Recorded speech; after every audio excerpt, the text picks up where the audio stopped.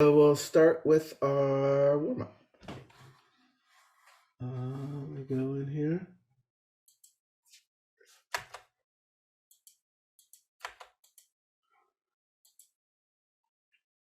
And share screen.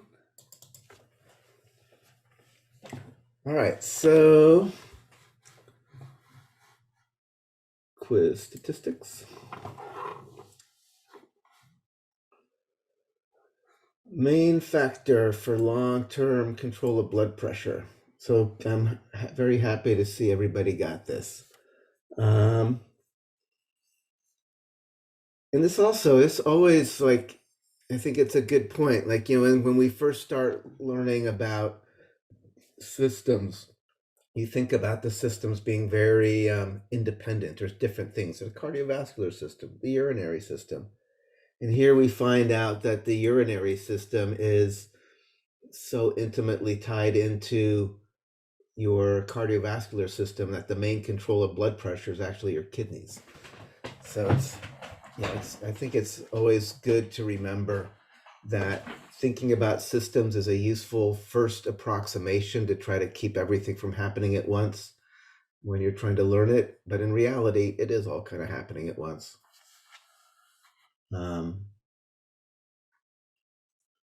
So drugs that act as beta adrenergic antagonists, the beta blockers, decrease contractile strength of the cardiac muscle and slow the heart rate.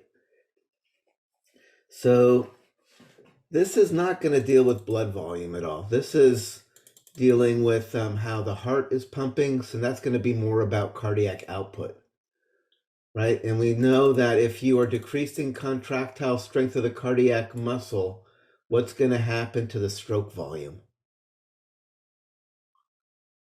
If the heart muscle can't squeeze as hard, what's going to happen to the stroke volume? Decreases? Going to decrease. You're going to have a larger end systolic volume at the end of contraction. So you're not pumping out as much with each beat. And we're slowing the heart rate down. So the heart rate is down. So we know cardiac output is stroke volume times heart rate. So if both of those are going down, cardiac output's going down. And if cardiac output's going down, then blood pressure's going down. So that's why these are prescribed for hypertension. Drugs that act as diuretics, increasing urination. So I'm not quite sure why people thinking that increasing urination will increase your heart rate. Basically, it gets back to the first part. Long-term control of blood pressure is blood volume, which is how much water you've got, ultimately. So if you're peeing more, your blood volume is less, and it's going to lower your overall blood pressure, which is, again, why diuretics are another med that's prescribed for people with hypertension, among other things.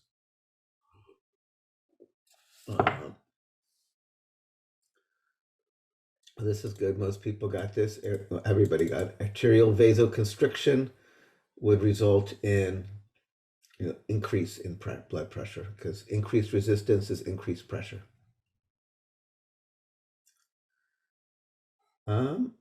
This one, the renin-angiotensin mechanism, definitely you should understand it well.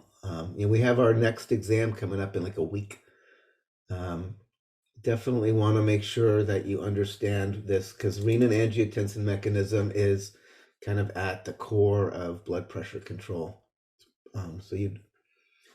So most people got this, but this is what it's all about. Even renin is released in response to a drop in blood pressure and ultimately brings the blood pressure back up. So it's going to increase the blood pressure.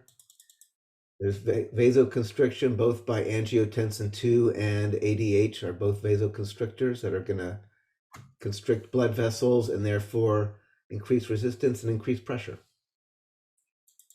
Body conserves water both through ADH and aldosterone. And by conserving water, you're keeping your blood volume up, which keeps the pressure up. ADH is released, and that's just so. La la la. This was some people got this question instead. So this was kind of fascinating. Like 50, like when I talked about vasoconstriction, when the question was for vasoconstriction, everybody who answered it knew that vasoconstriction would increase blood pressure. But for vasodilation, half the people went one way or the other. I'm not sure why.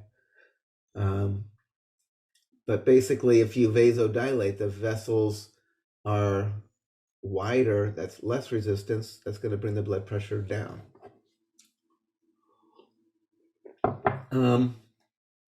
So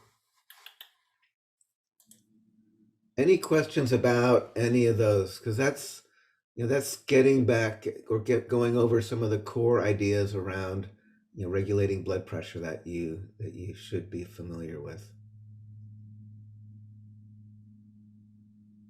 Okay. All right, so we're gonna start continuing with the cardiovascular system. Dr. Egert, I had a question about the next exam. Uh-huh. So are you going to push it back, or will it be on the, I think it was the 27th? Yeah, next Tuesday. I think it's probably going to still be on Tuesday. Okay. It depends how. I think we can get through all the material, especially if I stay focused. And we actually don't have a lab scheduled, a new lab scheduled for this for today. So we have a little more wiggle room to make sure we get through all the cardiovascular as well. So Cool, sounds good. Okay. Sorry to interrupt. I just wanted to make sure that you knew I was here. My mic wasn't working originally. It's Brittany. Say it again. I just wanted to make sure that you knew I was here. My mic wasn't working earlier. Sorry about that. Okay, no, I did not. I'll put you in here. Hold on. Thank you. All right. Okie dokie. I was like looking at what we've covered and haven't covered. One thing I'll just kind of go back just for completeness. I don't think I ever really explicitly addressed the idea of heart murmurs, so we should talk about.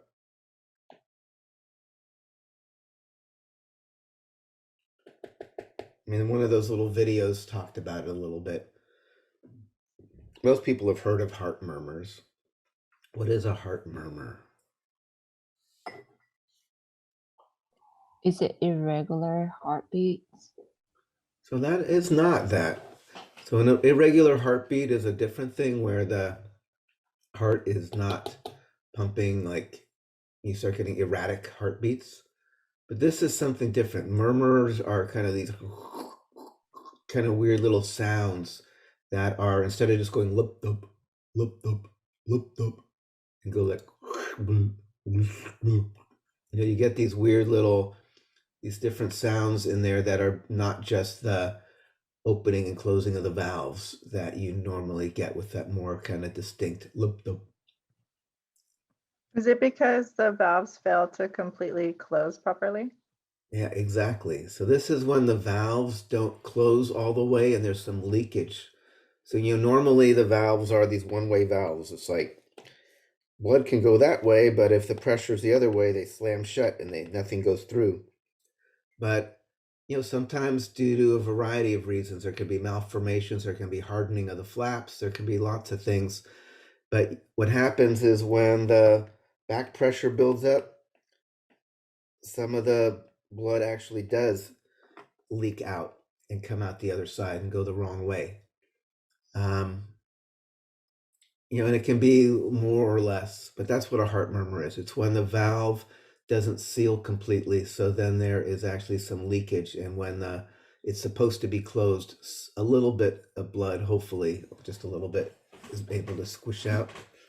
And there's a variety of different kinds of heart murmurs depending on which of the valves are leaking. It can be AV valves or semilunar valves. And then obviously the sound of the murmur is going to be on different parts of that lumped up sound, depending on which part of the heartbeat. The other thing I remember learning about these that was a little non-intuitive, but will make sense after our discussion of taking blood pressure, is the loudness, how loud a heart murmur is not really going to tell you much about how bad it really is. Because in fact, like a worse leak is probably going to be quieter because there's less turbulence in the flow. Like when there's just a tiny little leak and it's just little bits just getting out, it's actually going to sound more dramatic than if there is a worse leak and the blood is not as turbulent as it escapes through the valve. So yeah, I thought that was interesting, kind of tying into that smooth versus turbulent flow. It also ties into how loud heart murmurs can be actually. So quiet might actually be a lot worse than something that is louder.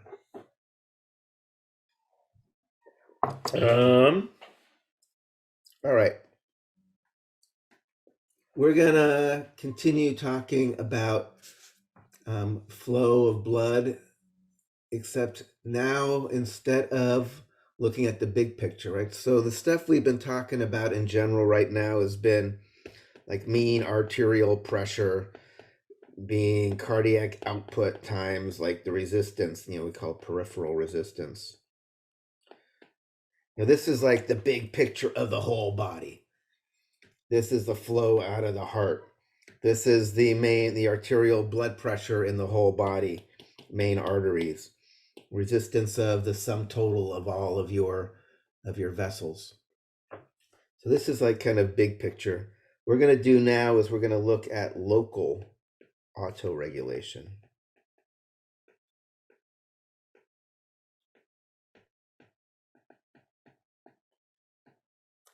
So we're not, instead of looking at this, we're now going to look at just a little, like a particular organ or a little area of tissue. And the control of blood flow in there might be very personalized to the needs of that part of the body or the tissue. That's not like your whole body and your nervous system monitoring things. So let's talk a little bit about how local autoregulation works. Again, so think about some blood vessels coming into some tissue. And these are like my cells.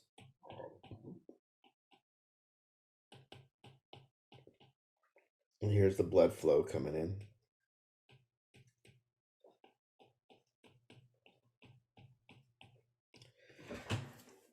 So it turns out that and again, if we think right now, let's think about flow.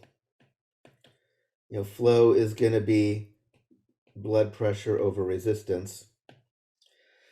So right now we're just kind of assuming we're going to think of blood pressure as staying kind of constant here. Like the blood pressure is whatever the pressure is coming in from the big systemic stuff that's been happening. And flow then can be adjusted by the resistance.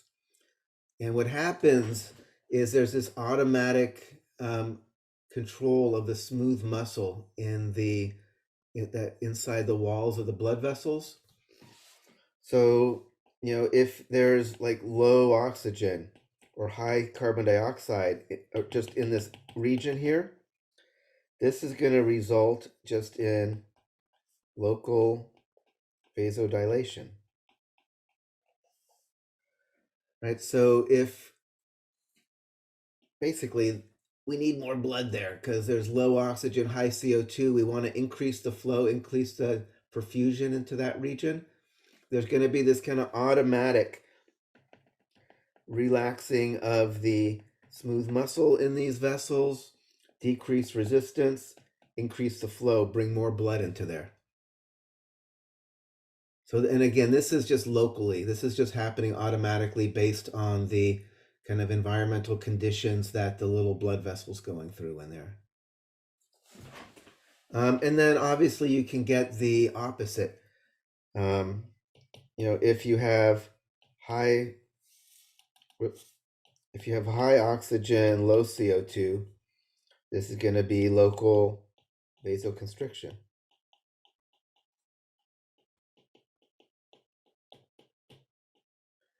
Right, because if there's plenty of oxygen there, let's like put our blood to where it needs to go. Let's not send a bunch of blood someplace where there's no need to send it. So this should feel pretty intuitive. And I should, for completeness, this is going to be on the systemic circuit.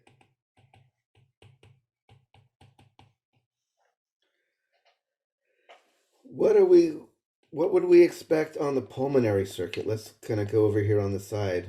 Pulmonary.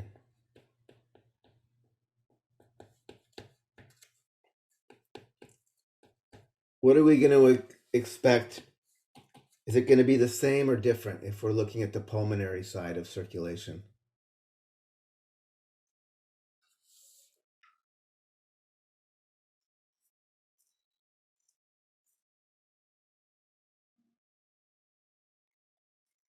I see lips, but I don't hear anything.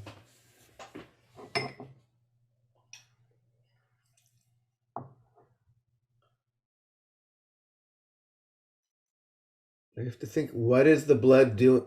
Why are we sending blood just into the tissues here? What's the job of sending blood into the tissues, just in your systemic circuit?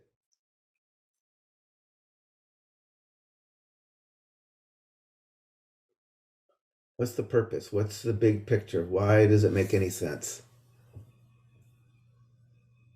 To deliver oxygen and nutrients to the rest of the body. Yeah, exactly. So you're sending blood out into the systemic circulation, you're delivering oxygen and other stuff, and picking up the CO2 to get rid of it.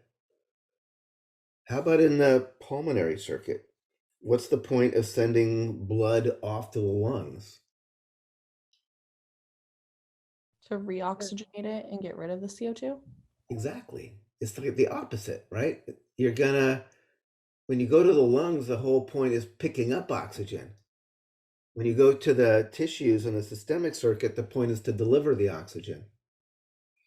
So what do you think you're going to see in terms of local autoregulation when we get into the lungs, into the pulmonary circuit? If there's already high oxygen, there will be vasodilation. Yes, exactly. Right? Now, if there's high oxygen, that's where you want the blood. That's where you're going to be able to pick up new stores of oxygen. If there's low oxygen, that's going to be vasoconstriction in the lungs, because low oxygen means there's nothing of interest here. Right? So the local autoregulation is going to have to be totally opposite over here.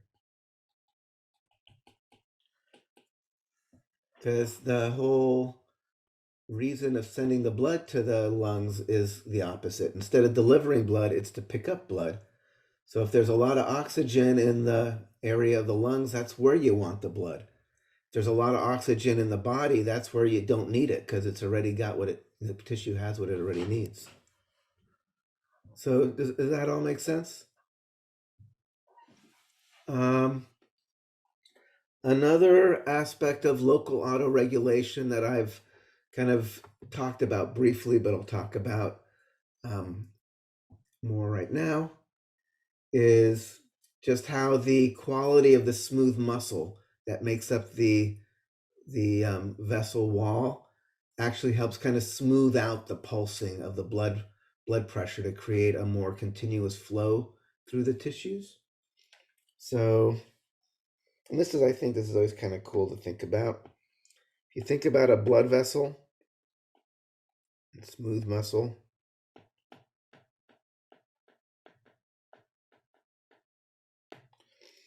and you've got the blood in here, and the blood, blood pressure goes up and down, right? We've been seeing that, systolic to diastolic, systolic to diastolic.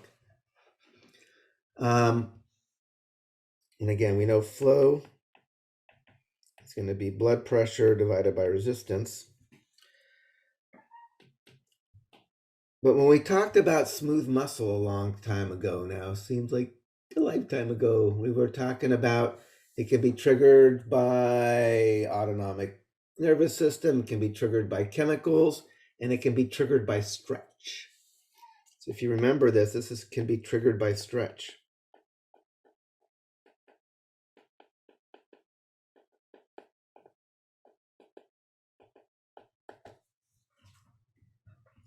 So what that means, this is kind of cool, is when the blood pressure is higher, which means that you're pushing harder, you're stretching the walls of the vessel more, that's going to trigger the smooth muscle to contract and push back, which constricts. So when we have higher pressure, we're going to have the resistance is going to go up because we have vasoconstriction.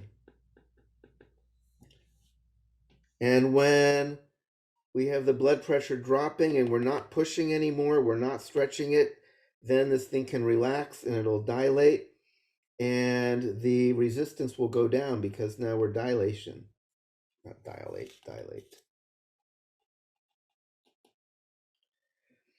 So basically, when the pressure goes up and we push and stretch, it causes a vasoconstriction, so the resistance goes up. When we have the blood pressure dropping, then we stop pushing, the muscle relaxes a little more, the vessel widens, and the resistance goes down. So no matter what's going on, things are moving together, and therefore the flow is actually staying kind of more constant.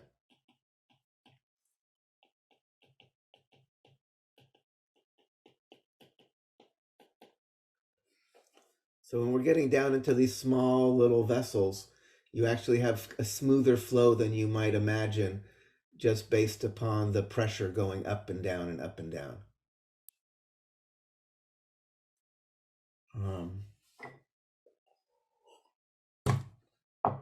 So that makes sense.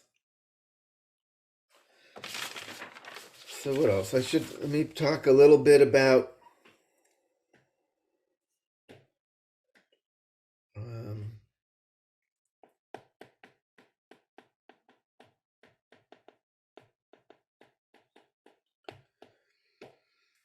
so when you think about where is the blood going, tissue perfusion just means how much blood is, permeating different tissues, parts of your body.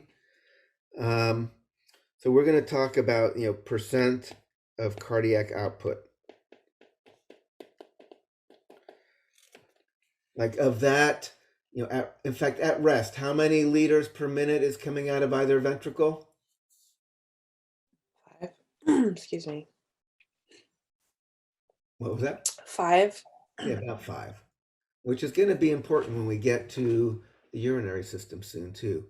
So of that, and again, these numbers are always ridiculous, but I'll give you the numbers as they are from my notes here. Brain is about 13%. Heart is about 4%.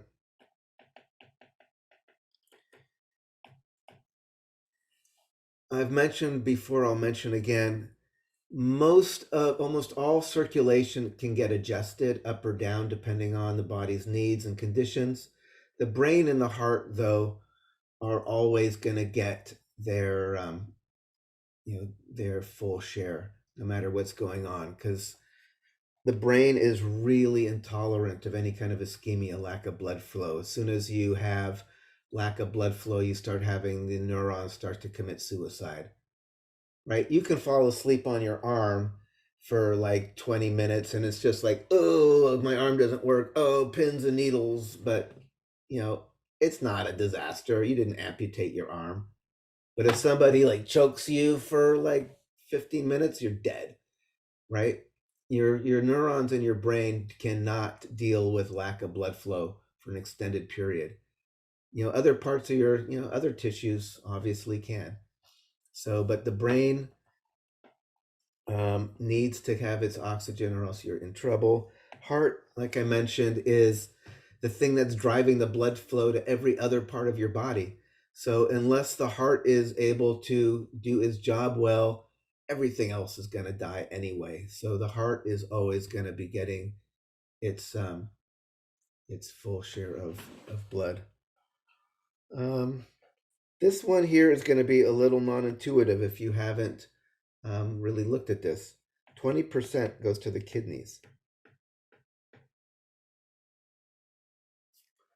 And this can be up to 25%, depending where you're reading, 20 to 25%.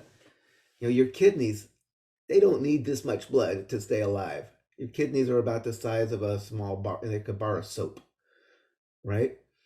And yet they're getting like up to 1/4 to 1/5, 1/5 to 1/4 of your entire blood flow every minute is going into the kidneys. You know, obviously the kidneys are doing something a lot more than just using the blood to get oxygen and nutrients. Like what's happening in the kidneys? Are they filtering? Yeah, so that's going to be all this kind of filtering and processing and adjusting electrolytes and pH and osmolarity and all sorts of stuff. We'll talk about it in way more detail. But the kidneys get a huge percentage of your cardiac output compared to their size because they're going to be doing this major adjusting of your blood. What other ones I have here? I'll just add in 20. Again, these numbers just kind of crack me up because it sounds so, like accurate, but it's just like, yeah, somewhere around there. 24% abdominal organs. I thought the brain received the most, but I guess not. No, it needs for the amount of tissue it is, it's only like 3 pounds. It's incredibly oxygen and nutrient hungry. So if you think about how much blood it gets for the amount of tissue it is, it's incredibly, it takes a lot. But in terms of the whole overall percentage of your cardiac output, that's not. So like here, I'll put in skeletal, like at rest, skeletal muscle, 20%, right? If you think about your brain is 3 pounds and your skeletal muscles are more like 60 pounds or something, whatever, your brain is using a whole lot of your cardiac output for how much actual tissue it is. Right. Okay. And a lot of these things can change. So like, this is about, again, 1 liter per minute. Like right now when you're at rest, this is about 1 liter per minute, but it can increase like, up to 10 times, depending on your needs. We're going to talk about capillaries in a few moments. Like right now at rest, only like 10% of the capillary beds in your muscles are open. But if you need a lot more blood flow, you can open more capillary beds and you can have 10 times the flow going through your muscles. Other things, skin has a huge variation in flow that you can send to the skin, and that's part of your temperature control. You can adjust that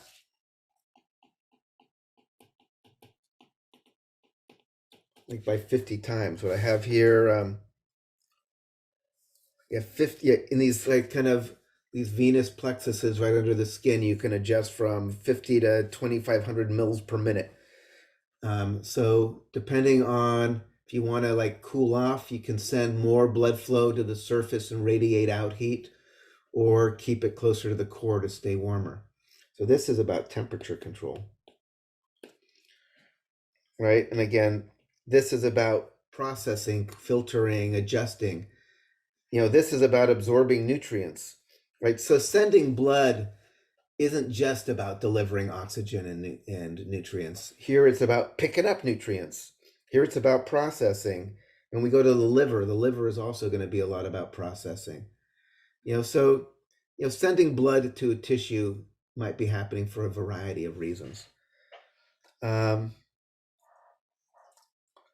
What else? When we're talking about the brain and blood pressure, just as a kind of a fun little number,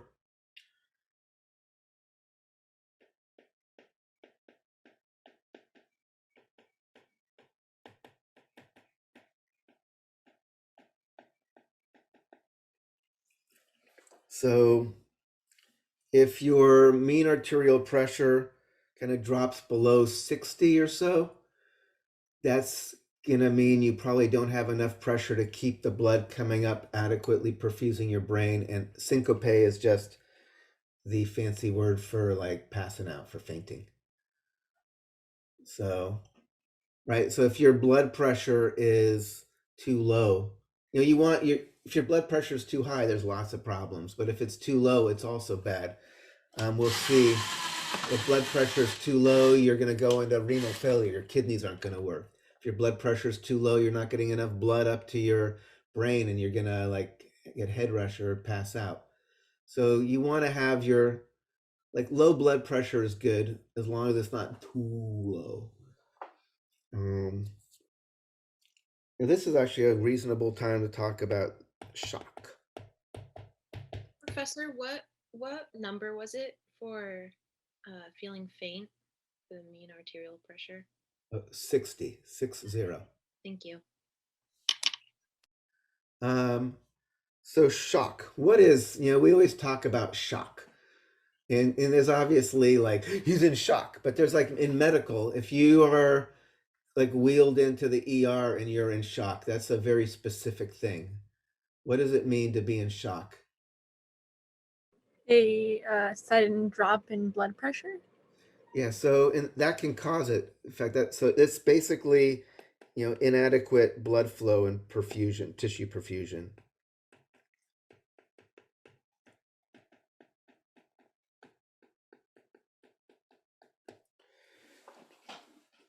Wait, this word does not exist. Hold on. Pretend I didn't write that and quit. So you are not getting the blood flowing into your tissues and supplying them with what they need. So one way you can get that is through drop in blood pressure.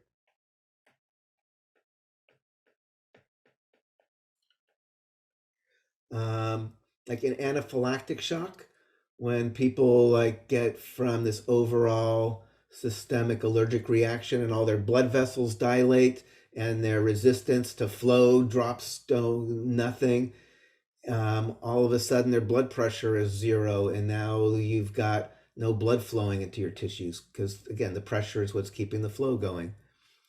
You can have different kinds. You can have cardiogenic shock,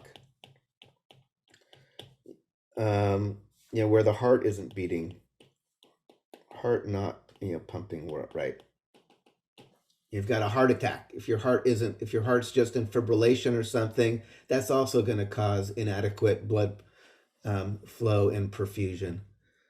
You can get hemorrhagic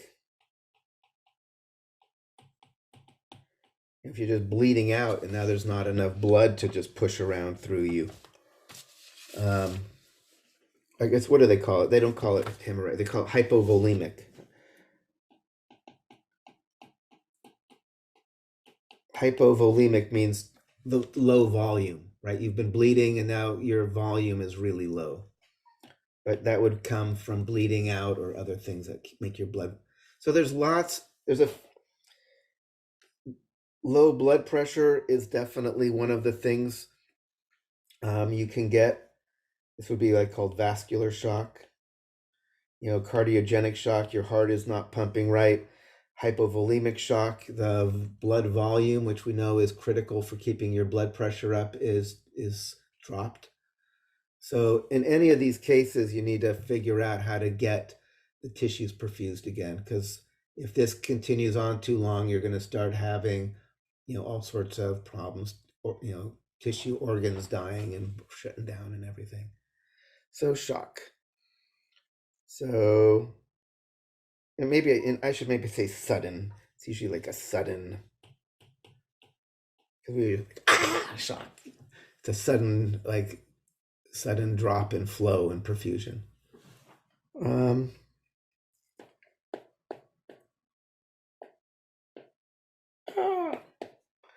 right. All right, let's let me think I think we are done with kind of the big picture of the heart and control. So we're going to now do a little bit of a deeper dive onto the two things we haven't looked at in more detail. We're going to look at the vessels in a little more detail. We'll look at the blood in a little more detail. And after we do that, this will also lead us a little bit into the lymphatic system, which we'll introduce in a superficial way, but we won't go into as much depth as it probably deserves. All right, so let's start with the vessels. So we've been talking about them a bunch. And again, we're not going to go into the depth we would in an anatomy class in terms of the actual structure.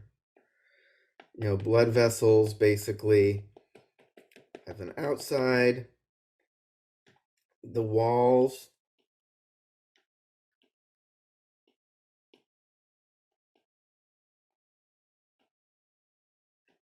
which we call the tunica media.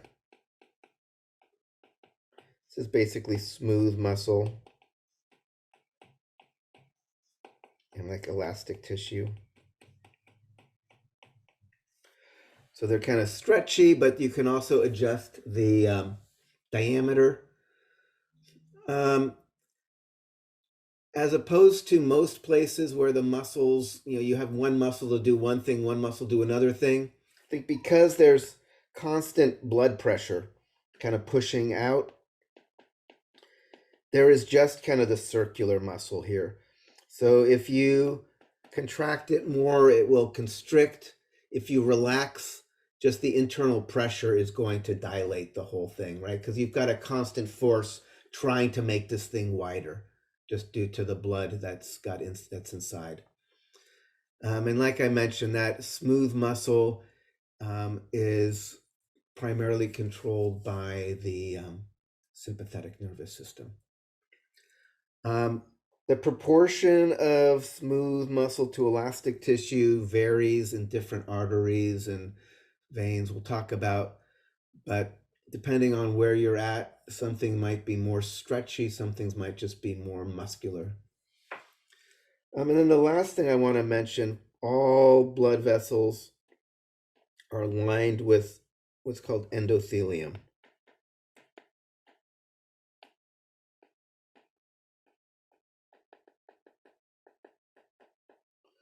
This is basically simple squamous epithelium.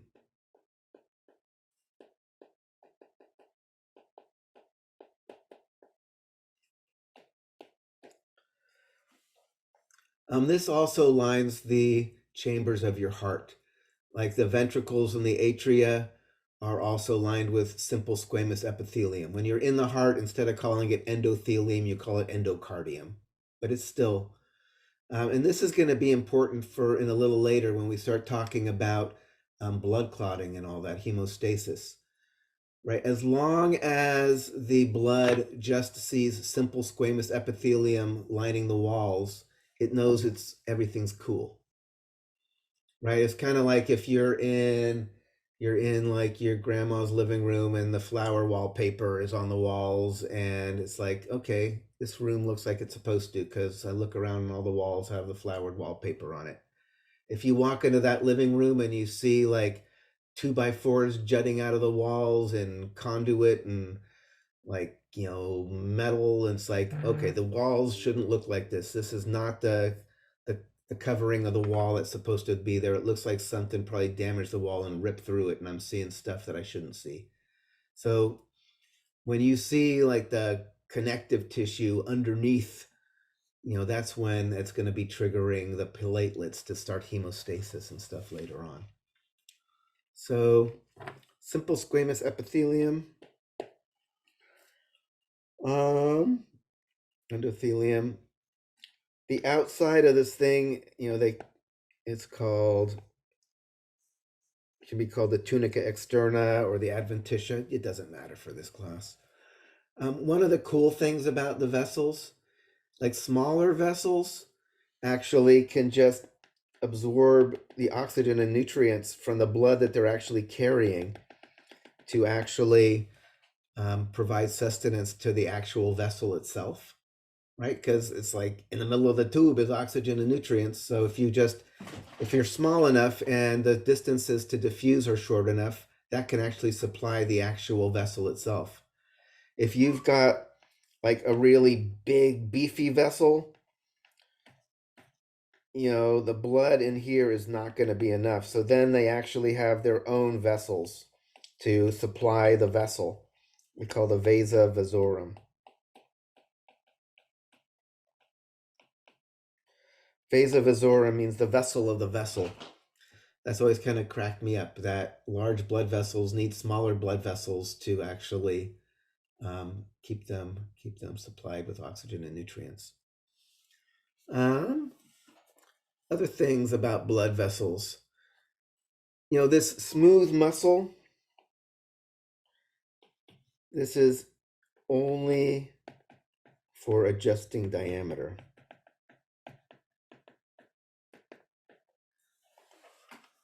In a few moments, we're gonna focus in on especially like the low pressure veins. You got trouble trying to keep the blood moving because the pressure is really low.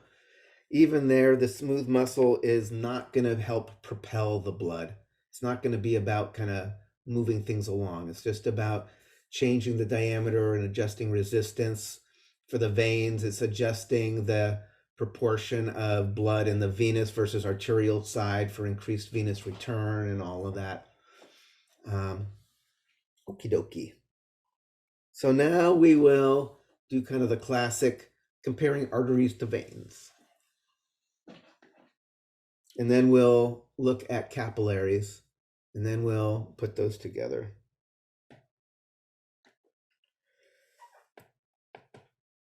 What do you do?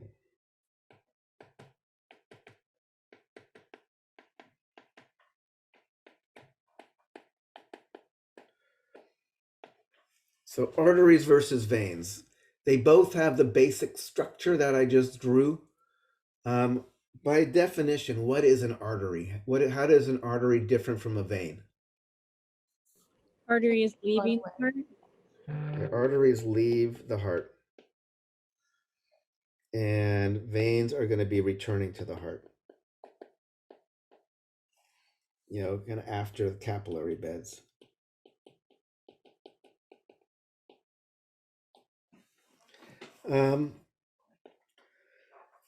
Remember that depending if you're on systemic or pulmonary circuitry, they can be red or blue, right?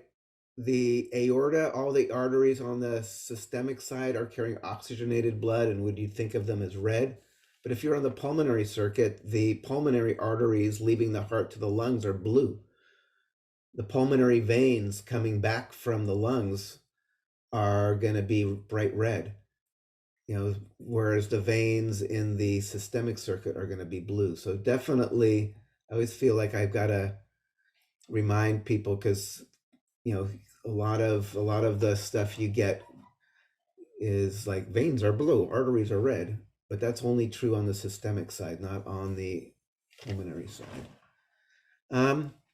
Arteries these have to handle high pressure.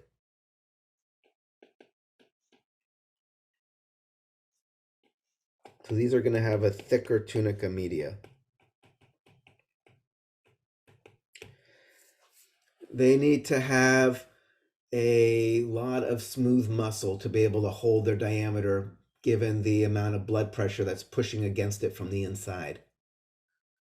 Veins are much lower pressure. These are going to have thinner tunica medias.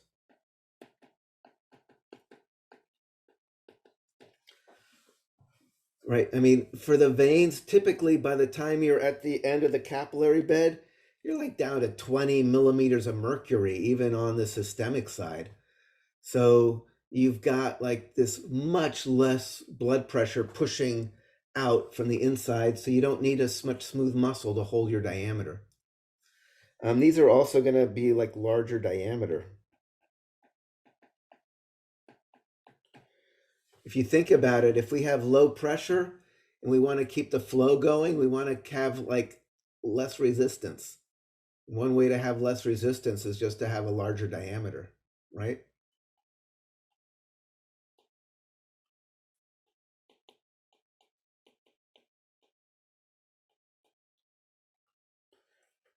Right, so that should feel kind of intuitive. If I know I have low pressure and I want to keep the flow going, I should use pipes that have a larger diameter and less overall resistance to flow. Does that make sense? So is that because they don't have the tunica media? No, they have tunica media. It's thinner. Okay. But it's like if you're a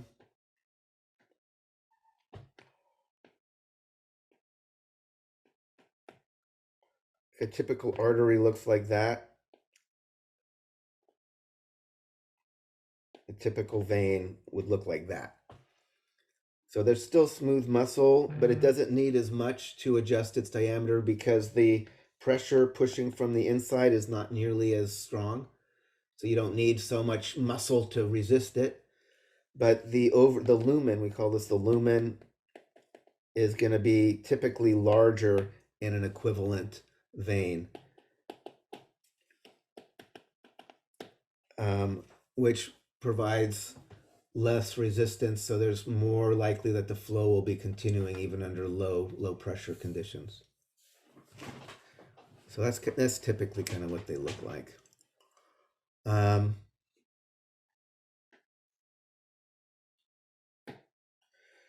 we think about arteries, there are two main kind of versions.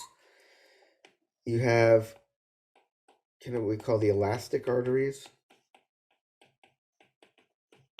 This would be like the aorta, pulmonary trunk. These are the ones that are coming right out of the heart. Elastic meaning that they have a lot of elastic tissue in them and they're really stretchy. So this we talked about. Why is it important that these major arteries leaving the heart are kind of elastic and can kind of balloon out? So they can push the blood further? During when? What conditions? After ventricular ejection. Yes, remember, because during diastole, the heart is not pushing at all. So it's that elasticity of these big arteries leaving the heart that are continuing to propel the blood during diastole.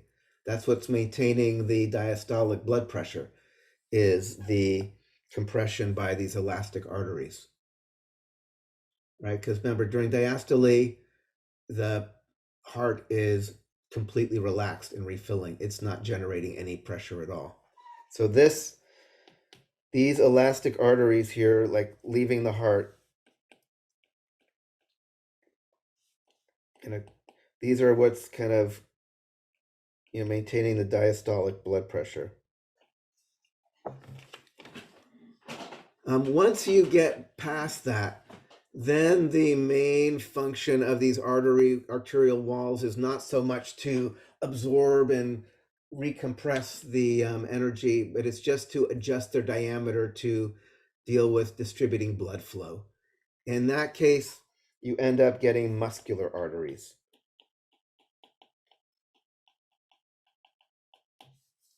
These are most of them, most of those, most named. Like the brachial artery, the radial artery, the femoral artery, they're more about just having muscle to adjust the diameter to say more flow here, less flow here, that kind of stuff, or actually change diameter to deal with blood pressure as well. So And once things get small enough, and it depends which book you're reading, but somewhere around like, a third of a millimeter or something, it's now going to be arterioles.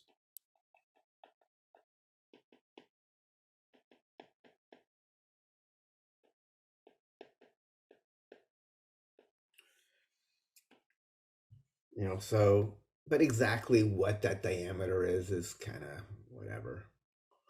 So arteries become, as they branch into smaller and smaller things, they become arterioles. Veins, let's look at veins now. And I should say veins become venules, if diameter is less than 0.3 millimeters. So because the veins have to deal with such low pressure to keep the blood flowing, they have some extra things going on that are going to allow the blood to keep moving. So I can just, if we think about, the heart here, pushing the blood out into the capillaries. So here's like my systemic veins. This would be the vena cava. That's where the blood is ultimately returning back into the right atrium. If you look at kind of mean arterial pressure, it's, in fact, let's say if somebody was 120 over 80, what would be the mean arterial pressure for this person? How do we calculate it?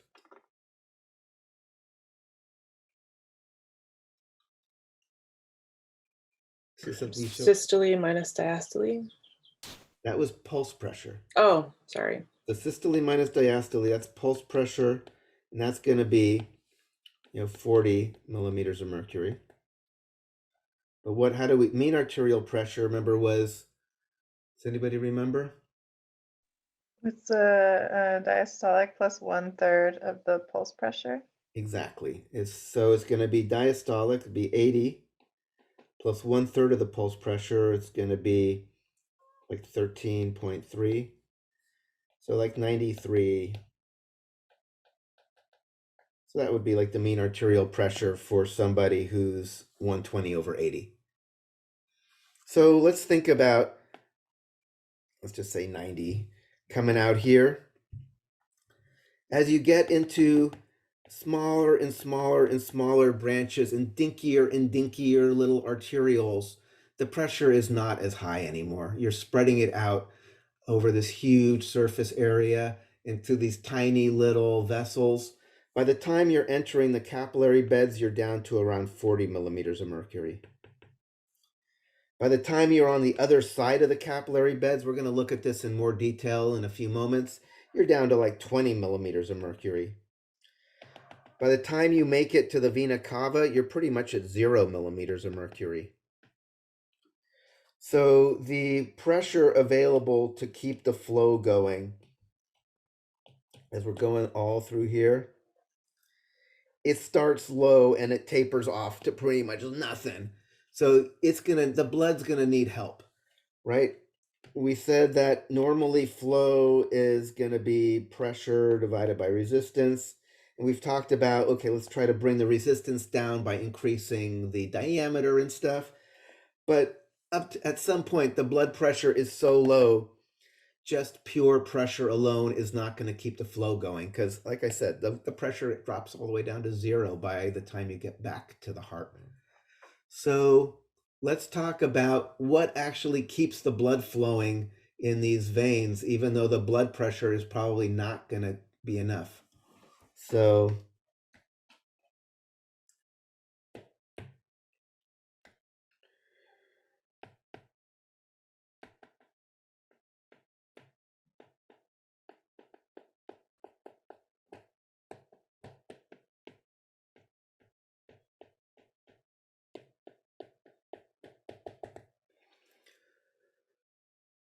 all right. So, and I'm sure I know for sure because I recognize you and I knew you were in the class. What are some of the special modifications to veins that help making sure the blood keeps flowing even though the pressure is really low.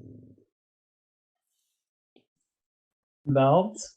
Valves. There's little endothelial flaps that act as these little one-way valves. So if I look at a vein, like from a cross section,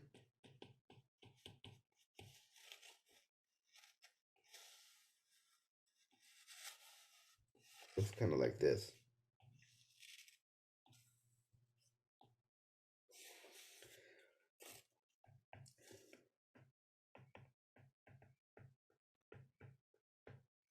So that means as the blood is moving along, if it gets squished up a little further, it can't go backward. It can only keep moving back to the heart. This is towards the heart.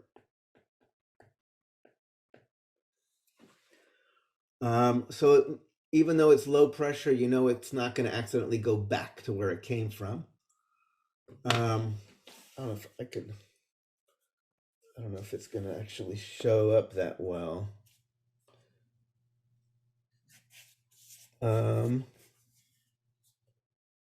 don't think it's worth doing. If you actually kind of milk your arm, you can actually see the blood start to like gather and kind of make little knots when it hits the valves and the veins where it can't go back down your arm. Like, if you're giving someone a massage, you definitely want to be going up towards the heart because that way the blood is moving along. If you try like squeezing and pushing the other way, you're going to actually start like getting the valves or the blood pushing up against the valves and starting to make little balloons on your veins there. These valves work in conjunction with just the movement and massaging of all the external muscles outside.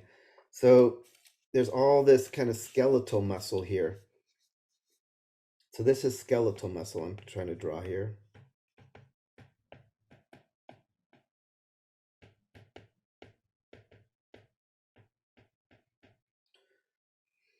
So I was saying that the smooth muscle in the vessel walls don't do any of the propulsion, but there is muscles that help. It's the skeletal muscle that's surrounding. So as you're just kind of moving around, your skeletal muscles are like squeezing and relaxing. And whenever they squeeze, they might be squishing and smushing the blood a little further along the vessel here. And once it's gone up a little further up here, it can't go back because there's a valve. So this massaging or milking by these external skeletal muscles keeps the blood moving back towards the heart.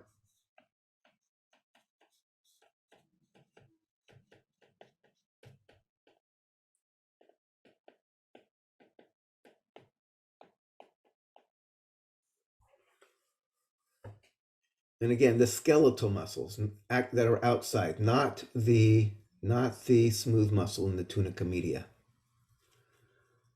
So that's a big part of what keeps things moving. Like, in fact, you've probably noticed if you're just sitting, in fact, we'll talk about this later. If you just don't move much at all, your blood has more of a chance of just pooling around, more of a chance of getting some kind of thrombus, becomes an embolism.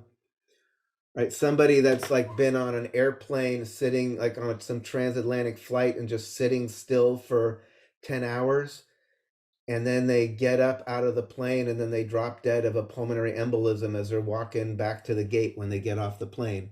It's not that uncommon because the blood has just been kind of pooling more. It hasn't continued flowing like it would if you kind of keep moving.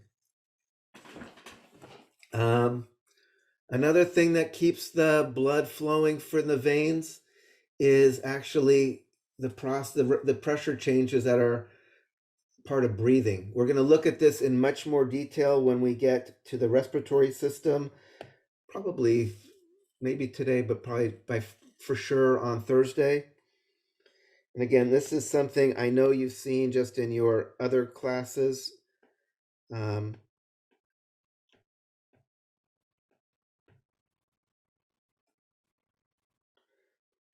But here's your thoracic cavity with your lungs.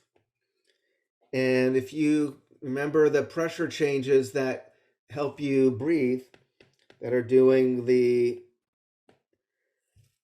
pulmonary ventilation, it's like the diaphragm going up and down and the pressure in your thoracic cavity going up and down. And that's driving the movement of air in and out. But it's like, oh my God, the heart and the vena cava, that's all right going through there as well. So the vena cava, the big large vein returning to the heart, is also getting kind of pumped up and down with pressure changes. So they call it like the respiratory pump.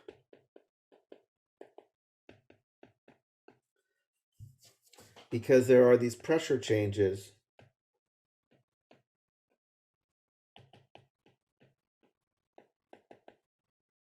You know, as you breathe, the pressure is going up and down in your thoracic cavity.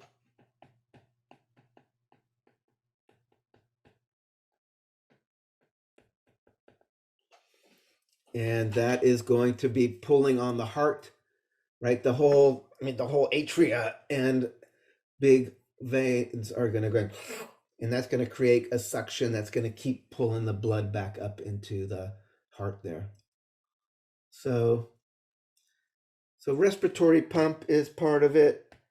And like I said, the valves are important.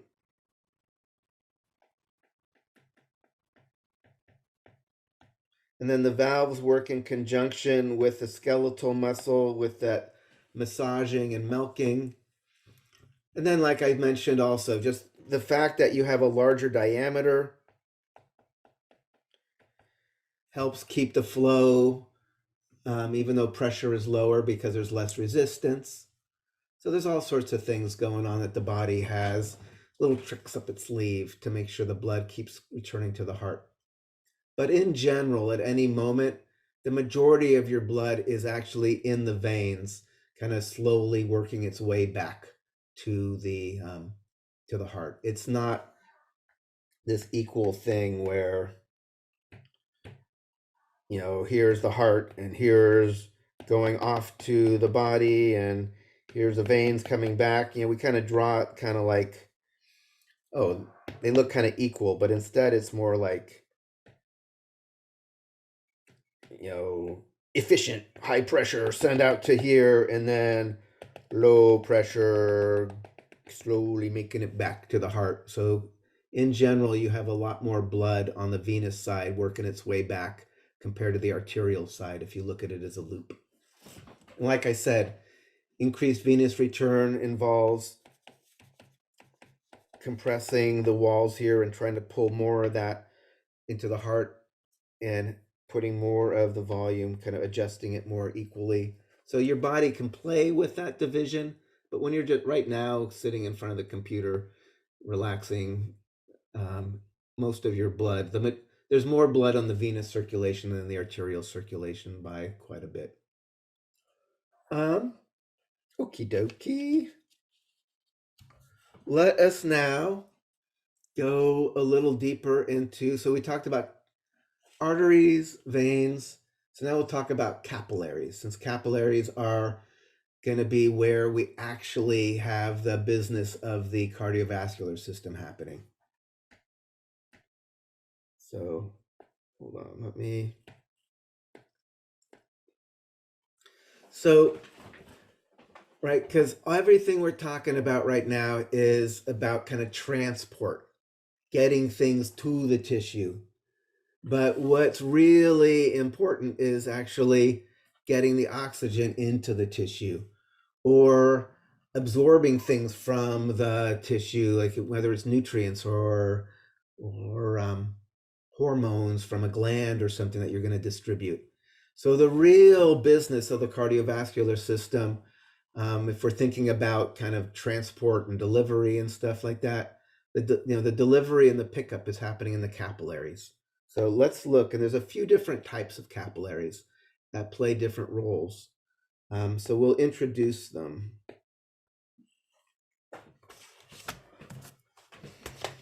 And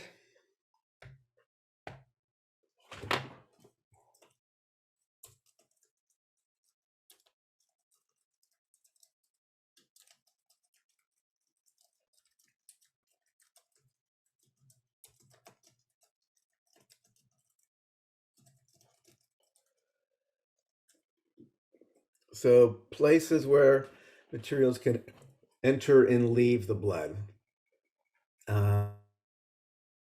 Of my physiology teachers in college was more British, and she would always talk about capillaries.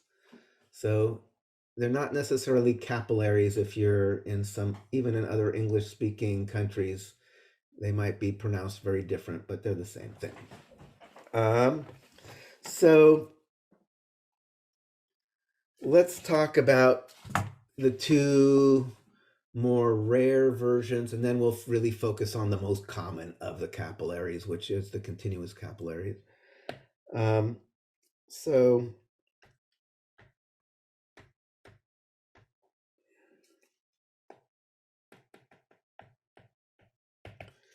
three types of capillaries.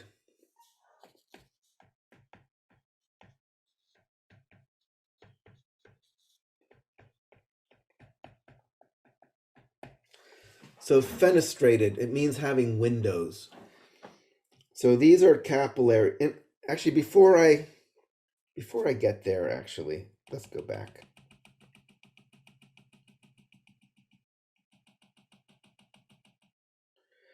So if we want stuff to enter and leave the blood through the walls of this thing, the walls have to be really thin. So capillaries are pretty much pure endothelium.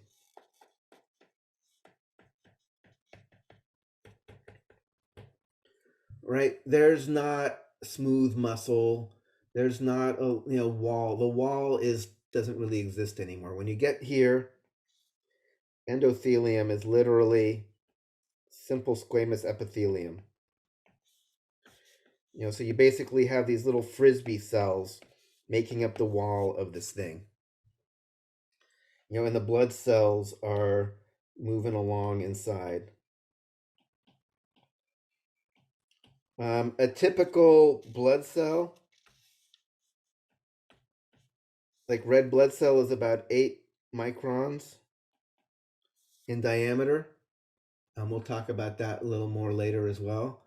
Often, like when you're doing histology and anatomy, you use the red blood cells as like the yardstick of histology. They're typically about 8 microns.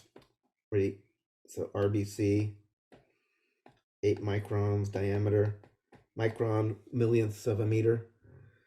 And one of these little capillaries is about that same size. This is maybe like 10 microns in diameter. So when you're getting to a capillary, the blood cells are going through single file. And the walls are going to be super thin for the vessel. So that's going to minimize the distance that like oxygen's going to have to diffuse, right? The oxygen can get from the cell to outside of the vessel at a minimal distance because the blood cell is already pretty much against the wall and the wall is super thin. So that's important to think about. These are kind of set up so cells are going single file and the walls are super thin so things can move across easily, don't have to diffuse far.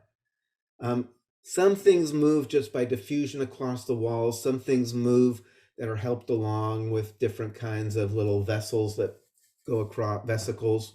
We're not going to go into a lot of that more detail, but you can think about just the ability of things to move in and across and move in and out. So now we're going to look at the 3 subtypes.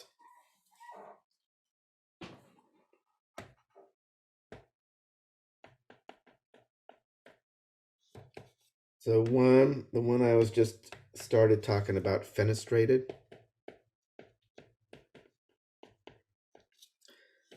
Fenestrated means having windows. And if you look at one of these little capillaries, not only does it have these super thin walls made out of simple squamous epithelium, but there's actually little pores, little holes that are in there.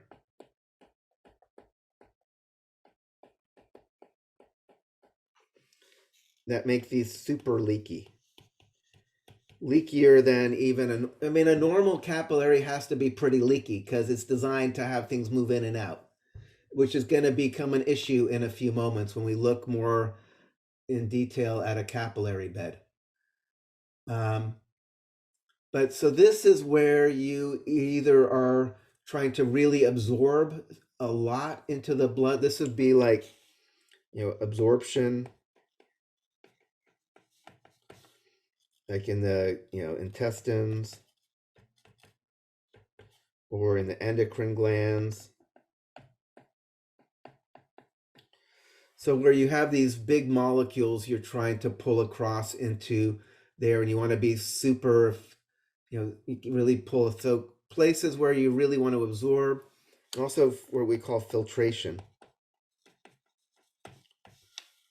This is basically kind of making fluids. Like this is how you made CSF. Remember the choroid plexuses? We talked about, we had little capillaries and that they were leaky capillaries. They were these dudes, fenestrated. So filtration is when you have more pressure in here and the water, the fluid, the plasma basically leaks out.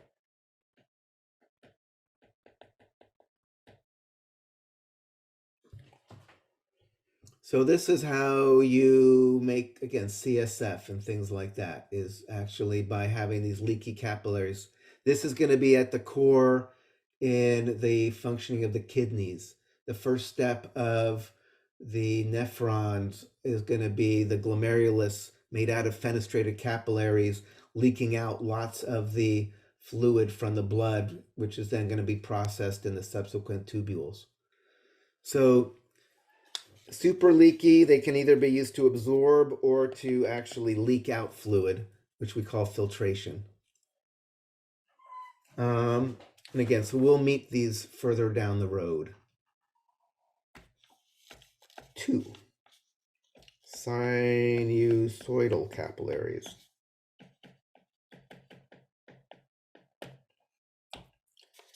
These are like in the liver and bone marrow and the spleen. These are capillaries that don't even have complete walls. So like, for instance, when you're going through the liver, we'll talk about the liver in a little more detail. You've got these capillaries going through the liver, but there's actually breaks in the wall even where, so as the blood cells are moving through, so here's your blood moving through here, you can actually have white blood cells reach in and clean stuff out. So there's actually breaks in the wall. Sinus means kind of like a big hollow space. So these are kind of like almost like big spaces where the blood is flowing, and these tend to be very twisty, so the blood flows through slowly and gives time for the surrounding cells to process the blood. So typically the blood is processed and cleaned.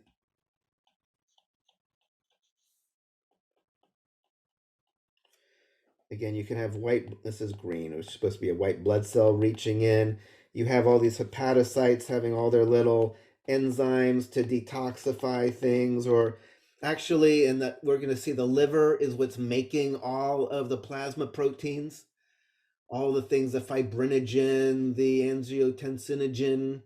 The liver cells are making all that stuff and have to kind of add it into the bloodstream.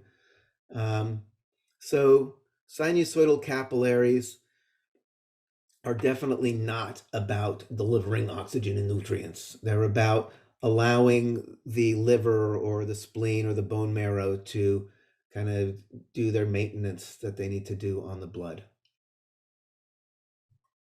So, all right.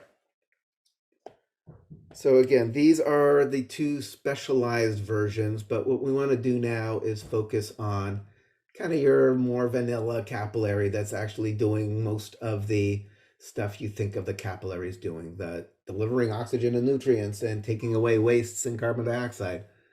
So let's look at those guys.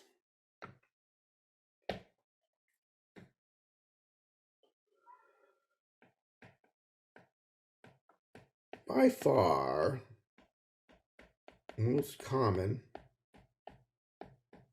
are continuous capillaries.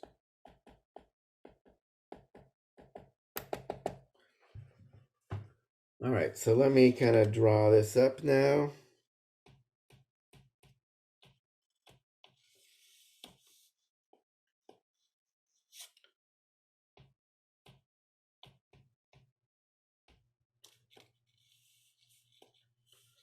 So this would be like some arteriole, right? The smallest version of the arteries get to smaller and smaller and smaller and smaller till we have an arteriole coming in. And then we have the capillary bed.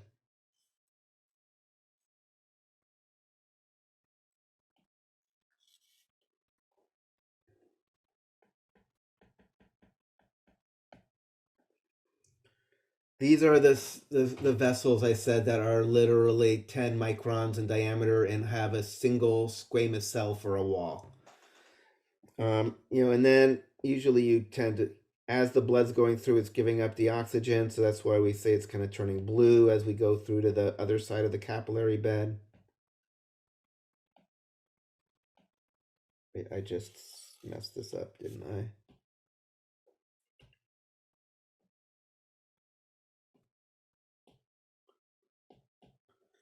There's my venule that's draining it.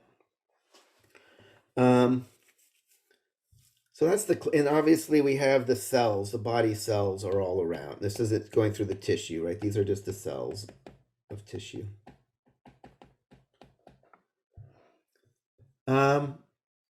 There's a little smooth muscle sphincter at the entrance to a capillary bed called the Pre-Capillary Sphincter.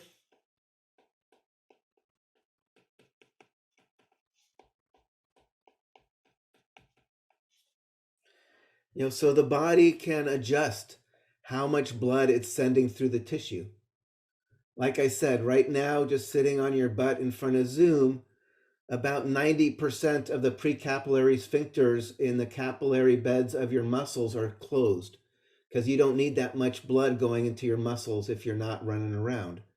If you got up and started running around, all of a sudden more of those precapillary sphincters would be opening, allowing more tissue, more blood perfusion into your muscles because they need more oxygen and nutrients, and they're generating more waste that need to get carried away. Even if the capillary bed is open, the precapillary sphincter still pulses.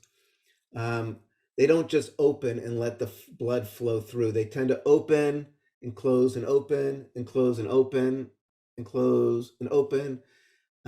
I think it's probably it's about kind of giving little pulses to make sure things keep moving. Like blood cells actually have electrostatic charges and they kind of start sticking to each other if they're sitting still.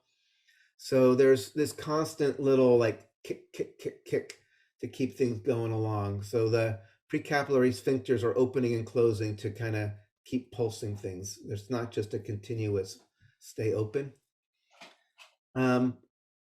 Obviously, if a sphincter is closed, there's got to be some bypass for the blood so it doesn't just back up. So there are these things called meta-arterioles. Maybe I'll do.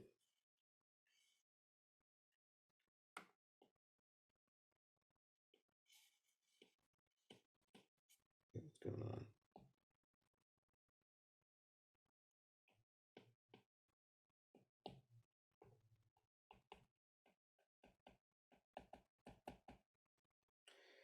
So basically, if the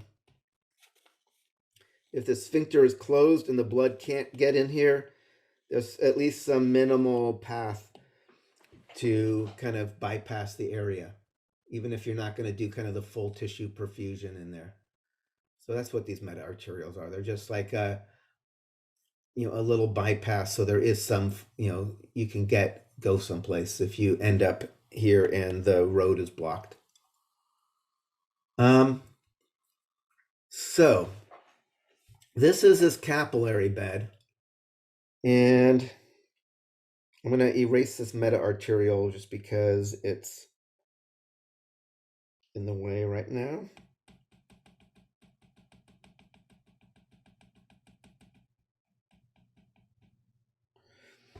So what I'm going to do, I'll kind of introduce this idea right now, and then we'll go deeper after our break.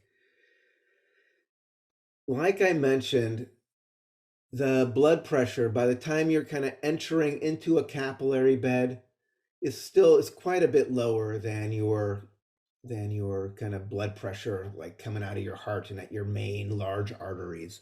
By the time you're getting down to these little things, we're probably around like 40 millimeters of mercury.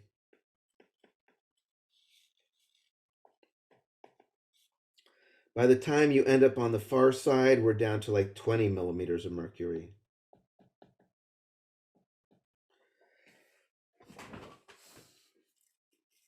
So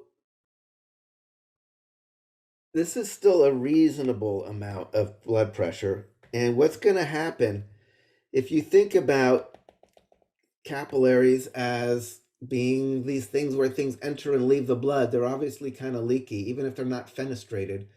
And we've got quite a bit of pressure here. We actually are going to have water leaving the blood into the tissue space.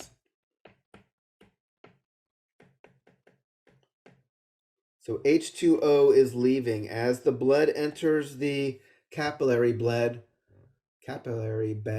water leaves the capillaries into the tissue space. I should say water and very small solutes and stuff like that.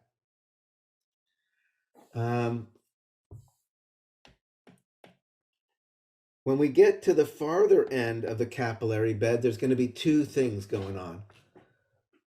One is there's less pressure. There's less pressure over here than over here. And also, what's happening to the osmolarity of the blood as we have water leave? It increases? Going to increase totally.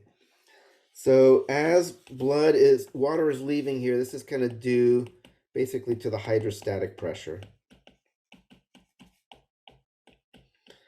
So water is leaving the blood due to this water pressure in the blood and these kind of leaky vessels.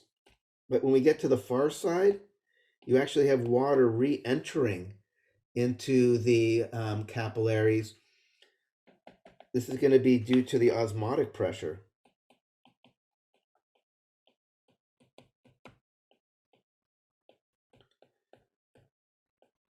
And also kind of the reduced hydrostatic pressure.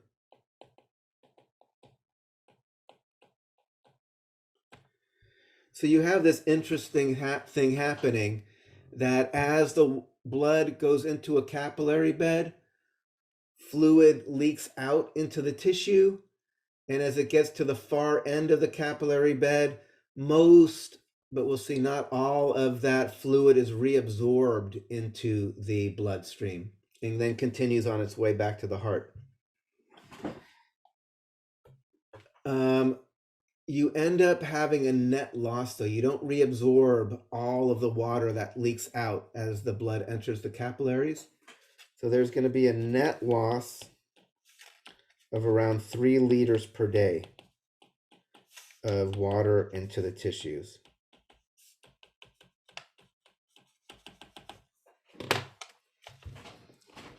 So if you think about that, that's all the water that is in your blood. You have like around 5 liters of blood. Your hematocrit. That's basically, if you did not deal with the fact that you're losing this water into your tissues, your blood would just become sludge mud by the end of the day, and you'd be dead. So what we're going to do after the break is talk about how do we deal with this? How do we deal with the fact that every time our blood enters a capillary bed and continues on back to the heart, some of that water that makes up the plasma has actually leaked out of this closed system and is now just in the tissue space between the cells. We're going to have to recover that and return it back into the closed circulation. And what system is responsible for that? Lymphatic. The lymphatic. So when we come back, we are going to, again, briefly, talk about the role of the lymphatic system.